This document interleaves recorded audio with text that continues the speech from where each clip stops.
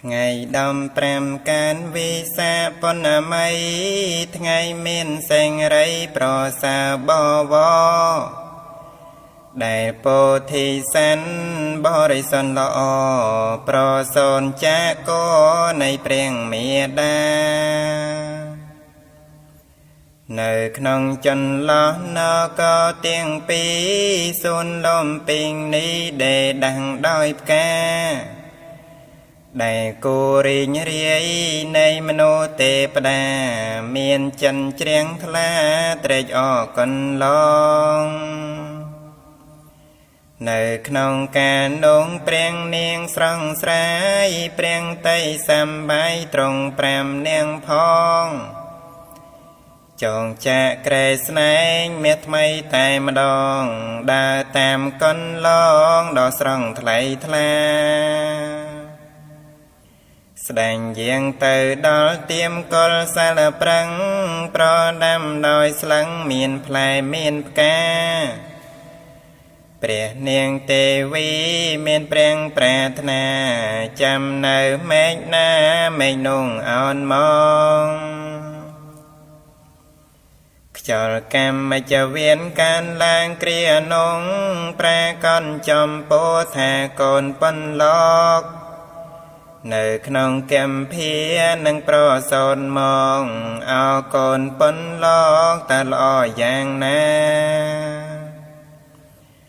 ទ្រង់បានសណ្ដងព្រះហោះទាំងពីរព្រះបានទាំងពីរចាកោមេដាបរិសុទ្ធក្រៃលែងអត់មានអ្នកណាទូងមនងទេពតាមិនប្រាកនស្មើនៅក្នុងទីនោះសូមបីព្រះព្រំមានយងដ៏ធំគង់មិនប្រសើរដោយព្រះពោធិសែនអ្នកមានដំណើរវិញសេងប្រសើរជាងមនុស្សទេពតាមានការញោមញ័រនៅផ្ទៃផែនដីពន្លើស្វាងស្វ័យទាំងម៉ឺនចក្រវាលធ្វើឲ្យហរតីនៃព្រះមេដាមានសោមនង្សាពនពេញកន្លងចំណែកព្រះបរមពោធិសែន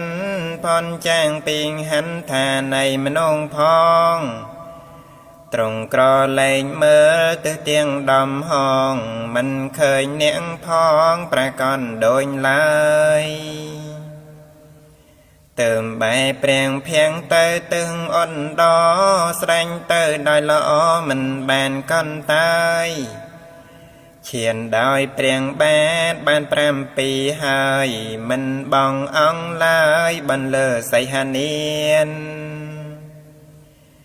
អង្គហាមេងស្មេងលោកកាំងសាំងជាដើមសញ្ចាំងមិនបានឃ្លៀងឃ្លាត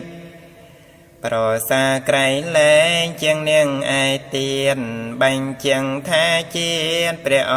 ង្គហើយ